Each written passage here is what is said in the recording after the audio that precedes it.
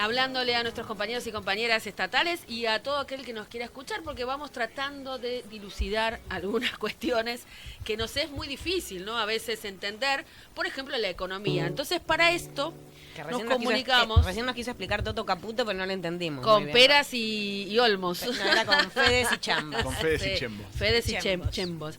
Bueno, pero para hablar un poquito más en serio, a ver que nos explique en qué estamos, entrevistamos a Arnaldo Ludueña, licenciado en Economía Política de la Universidad Nacional de General Sarmiento. Arnaldo, ¿estás por ahí, del otro lado? Hola, buenos días, ¿cómo andan? ¿Qué tal? Buen día, ¿cómo estás? Muchas gracias por atendernos.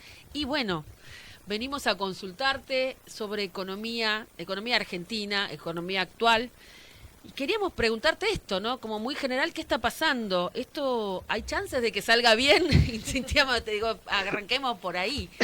¿En qué estamos? Perdón, ando un poco gripado. Sí, como todos. Primero, lo venía escuchando y quiero decir dos cosas. Primero, solidaridad por todas las personas que están sufriendo persecución política, desde Cristina Kirchner hasta los militantes, ¿no? Que le tiran todo el aparato de la justicia. La verdad que el Estado de Derecho está bastante ausente. Entonces, primero, solidaridad con todos ellos.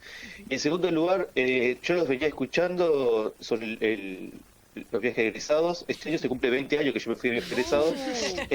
Quizás en aquella época yo hubiese llevado a otra persona, Ajá. pero ahora yo me lo llevaría a Chemba, le daría el liberado. Sí, démosle porque el le está dando liberado, los Chemba. dólares a Federico para que se vaya al exterior. Muy Así que bueno. pobre Chemba, que tenga unos días de placer en Bariloche, en donde le toque a mi curso irse. Así que bueno, eso en primer lugar. Bien, Bien, buenísimo. Después, no, a ver, hace unos días yo estaba hablando con un colega y que se dedica a asesoramiento, otras cosas, y él decía que usaba mucho el chat GPT para dar asesoramiento, que eso le facilitaba mucho el laburo.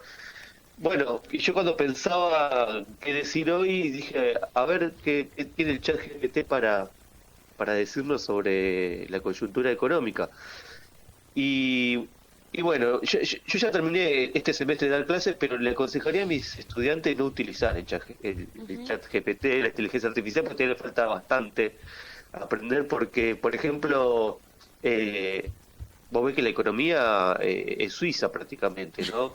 Sí. Habla de que la economía argentina venía de una hiperinflación y ahora bajó a niveles más aceptables de inflación, cosa que no es cierto. Y después habla de un montón de datos que supuestamente mejoraron, pero mejoraron respecto al propio gobierno que los empeoró en algún momento, ¿no? Claro. Y siguen estando en niveles muy delicados. Entonces, la verdad es que deja mucho que desear el análisis de la inteligencia artificial. Hay que matarle más información. ¿Y qué es lo que está Sí, pasando entonces con la inflación? Claro, y un análisis también mucho más interdisciplinario, porque Claro. si te quedas solo con los números Claro. fríos, viste, por ejemplo, el superávit fiscal, que sabemos que es bastante mentiroso, porque vos dejás de pagar un montón de responsabilidades que como Estado tenés que hacerte cargo, porque sos un Estado, no sos una empresa, y los dejás de hacerte cargo. Bueno, así cualquiera tiene recursos, pero esos recursos no son para que tener ganancias, sino tienen un uso social. Entonces, yo, perdón, quizás divague un poco, o sea, me dedico a la academia y tenemos poca capacidad de síntesis, pero yo a mis estudiantes les doy mucho, cuando terminamos el curso, un texto de Marcelo Diaman, que en realidad era ingeniero, pero hacía análisis económicos, y él siempre decía que la historia económica argentina tenía como un péndulo que oscilaba entre equipos económicos expansionistas y equipos económicos ortodoxos, como el que nos toca hoy en día sufrir. Que lo que él decía es que estos equipos económicos siempre llevaban adelante planes de estabilización, que suena lindo, tienen lindos nombres, ¿no? O sea, son los reyes del eufemismo esta gente. Y siempre, siempre, siempre arrancaban con una gran devaluación. Y Diaman escribió en los 70, o sea, y se viene repitiendo, ¿no? Este patrón de comportamiento. Y si vemos, no sé, la convertibilidad, el macrismo, incluso el plan primavera siempre comienza con una gran devaluación, ¿no? Y eso genera una transferencia colosal de recursos de las Claro. clases trabajadoras y populares hacia los sectores concentrados. Claro. Y después lo que dice Diamant es que el tipo de cambio ahí se queda como relativamente estable, sube la tasa de interés en pesos, es decir, que si vos tenés en pesos lo pones en un plazo fijo y eso te va a dar mucho más pesos, ¿no? Eso también incide en que baje mucho más el consumo. O sea, ya el consumo baja por ajuste, imagínate si encima la gente no consume porque se lo da el banco. Claro. Entonces ahí lo que empieza a pasar es que empiezan a llegar dólares, ¿no? Financieros, pero para valorizarse por el mero funcionamiento del sistema financiero, no porque después terminan repercutiendo en una inversión productiva y qué sé yo, no. Esperan valorizarse en sí mismo. Entonces, digamos, lo que empieza a decir es que hay una etapa, que es la que estamos atravesando, en la cual hay ciertos resultados esperables que se logran, como por ejemplo el tema de la inflación, ¿sí? Que el gobierno dice la inflación está bajando. Ahí hay que decir un par de cosas. La inflación sigue subiendo, obviamente a un ritmo mucho menor que antes, pero si la inflación es 1,5, es que los precios aumentaron 1,5, no están bajando. Eso es lo primero que hay que decir. Y después hay un cepo a los salarios, ¿no? Hay un techo a los salarios donde no se están homologando paritarias y entonces por más que aumente un 1% los precios y los salarios no aumentan, la gente está perdiendo poder adquisitivo. Entonces, antes me acuerdo que se decía que los precios subían por ascensor y los salarios por escalera. Bueno, ahora los precios suben por escalera y los salarios se quedan en la planta baja, mirando cómo suben los precios. Y nosotros los estatales en el subsuelo estamos. Olvídate. Pero Sí. bueno, eso es muy particular. Sí. No, y curiosamente, hace un par de días tuve que hacer una exposición para unos compañeros de la Federación Papelera. Eran delegados. Y como que un poco la idea del encuentro era cómo dotar de herramientas, de argumentos para explicar qué es lo que está pasando, porque a ellos les cuesta mucho esto de explicar bueno, supuestamente hay una estabilidad de precios que es bueno, ¿no? Pero el costo de vida es cada vez más alto. ¿Cómo se explica esto? Entonces yo agarré y tracé dos líneas, ¿no? Que son datos oficiales del INDEC, o sea, no es algo que hizo un grupo estudiantil partidario, no, son datos oficiales. Esto no quiere decir que los estudiantes no pueden generar datos importantes, al contrario. Pero lo que voy es que no hay sesgos, por así decirlo. Entonces vos ves que claramente los números de inflación van bajando, como también va bajando los aumentos salariales, pero hay meses en donde los aumentos salariales estuvieron un poquito por arriba de la inflación. Y si vemos cuáles son los meses entre abril y septiembre del año pasado, donde se hablaba de, no sé si se acuerdan de la B corta, Sí, de claro. ese Sí, supuesto crecimiento. Entonces, claro, lo que decían estos delegados es, che, mirá, frente a esto es lo que tenemos que discutir, ¿no? ¿Qué digo yo acá? Por acá están diciendo que los salarios están por arriba de la inflación y entonces hay que darle la razón al gobierno. Entonces yo agarré y dije, gente, mire, acá estamos viendo mes a mes. Hagamos una cosa, veamos el acumulado, hice el cálculo, y cuando vos haces la inflación acumulada versus los salarios acumulados, vos ves que los salarios siempre están un 25% por debajo de la inflación acumulada. ¿Qué quiere decir esto? Que en un primer momento, en este plan de estabilización, se hizo una devaluación importantísima del 118%, me acuerdo, 13 de diciembre del 2023, que lo anunció Caputo. Eso generó que la inflación salte al 25% en ese mes, y los salarios nunca recuperaron ese poder adquisitivo. Es decir, que si los salarios queremos que vuelvan a los niveles previos a Milei, por lo menos hay que hacer aumento a todos los trabajadores de más de un 25%. Claro. ¿No? Estamos hablando en promedio, porque hay sectores Claro. que es mucho más del 25%. Claro. Por ejemplo, los estatales o los centros universitarios, qué sé yo, hay que aumentarle mucho más, porque estamos hablando de salarios privados registrados que sabemos que tienen aumentos por encima del sector público. Te pregunto, Arnaldo, ¿cómo Sí. se condice esta baja de los salarios con la disminución de la pobreza que son los datos que sacó el INDEC, creo que interanuales? Digamos, Sí, ¿puede haber una reducción de la pobreza cuando los salarios se están perdiendo? Claro, eso es también bastante tramposo. Tiene que ver primero con que se dice que está bajando la pobreza frente a la pobreza que aumentó el gobierno, ¿no? Eso es lo primero que hay que decir. En segundo lugar, tiene que ver con la forma de la medición, porque hay dos formas de medir la pobreza, la directa y la indirecta. La directa es, vos vas al territorio y medís las necesidades básicas, y ahí sacás un número mucho más que tiene que ver con la realidad. Eso lleva tiempo, es costoso y demás. Se hace, sí se hace, pero esos datos tardan en publicación. Entonces, por lo general, se hace el método indirecto, que es la canasta básica total, y de ahí se traza la línea de pobreza, y si vos estás por encima de ese monto, no sos pobre, y si estás por debajo, sí. Ahí lo que empieza a jugar fuerte es el tema de la apreciación cambiaria y cómo muchos de los bienes que conforman esa canasta, como por ejemplo alimentos, ¿cómo se dice? Al estabilizarse, y entonces eso da la pauta, ¿no?, de que está bajando la pobreza, porque lo que decíamos antes, las variaciones de los ingresos, y hay una forma de calcular el ingreso no registrado, que es el informal, el que perciben las personas en situación de pobreza, tuvieron variaciones en estos meses por encima de la variación de la canasta básica. Entonces, claro, la cuenta te da que disminuyó.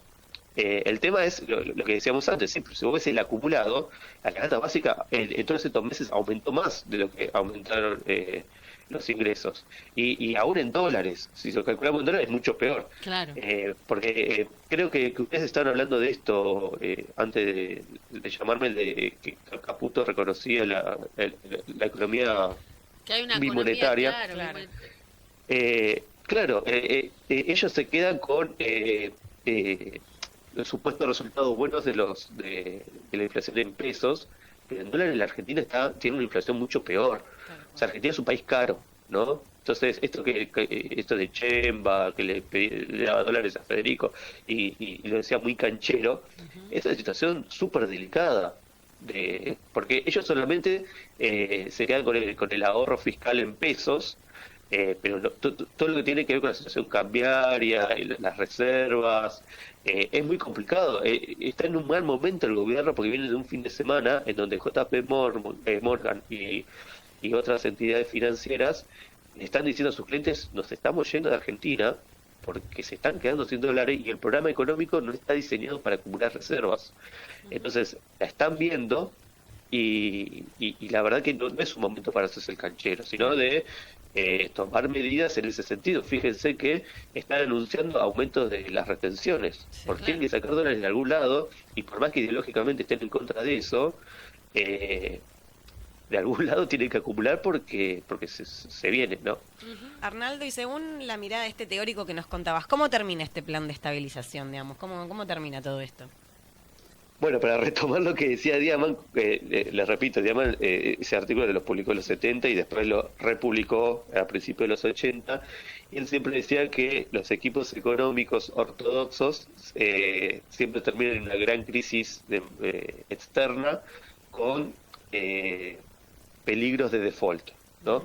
Obviamente escribió mucho antes de 2001, donde ahí no había peligro de default, sino un default que se llevó a cabo. Y sin ir más lejos, Macri terminó en lo que, no sé si se acuerdan, se decía default técnico, o reperfilamiento, esas palabras que para no decir que se estaba en default. Entonces, por lo general, siempre estos tipos de problemas económicos terminan con una gran crisis en la cuenta financiera, porque, a ver, lo voy a explicar rápido si puedo, en un minuto. Una economía tiene dos grandes vías para hacerse de divisas. Una es la cuenta corriente, que son saldo comercial, por decirlo básicamente, esa es una vía, y la otra vía es la cuenta capital y financiera, que es todo lo bursátil, ¿no?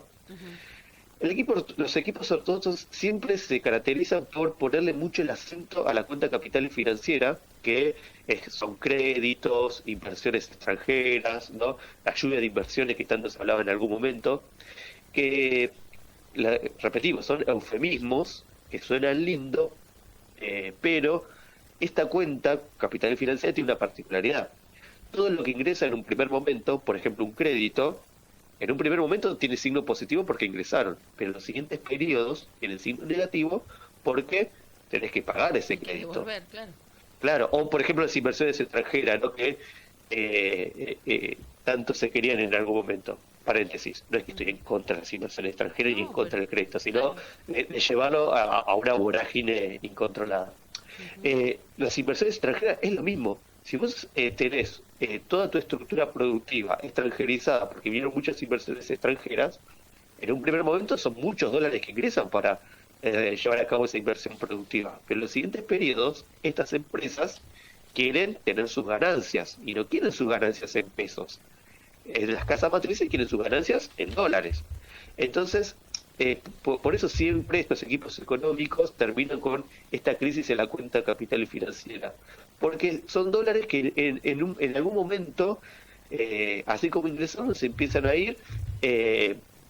Obviamente nosotros siempre lo relacionamos mucho con hechos de corrupción, lo cual es cierto muchas veces y tiene que ser tratado, pero muchas veces tiene que ver porque es la forma en que funciona el sistema capitalista, de inversiones que esperan sus ganancias. Entonces ahí lo que hace falta, y eso hay que hacerlo con mucha voluntad política, con mucho volumen político, una red de contención en la cual obviamente que haya inversiones, pero que eso no implique una extranjerización de la economía, que siempre se termina repitiendo los mismos problemas, porque, y con esto cierro, uno de los principales problemas es la inflación en Argentina, Sí, ¿no? sí, ¿Y claro. qué dice el gobierno? En todo momento y en todo lugar eso es un fenómeno monetario, ¿no?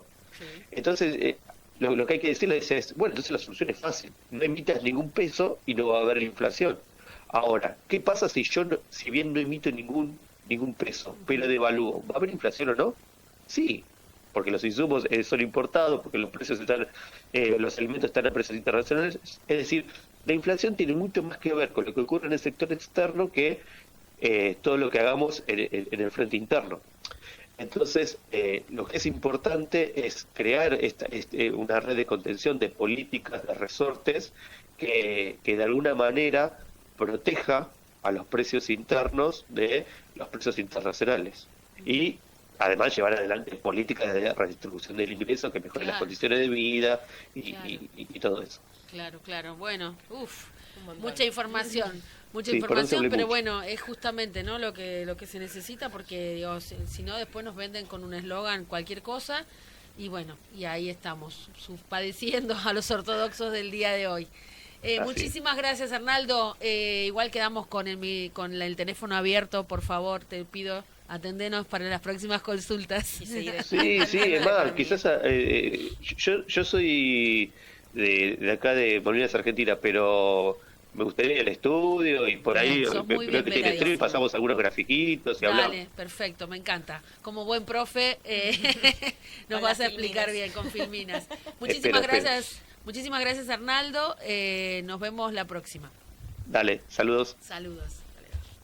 Bueno, nos vamos con este tema dedicado para Vanessa, que le gusta mucho Catupecu. Y a vos también, A mí decilo. me encanta también.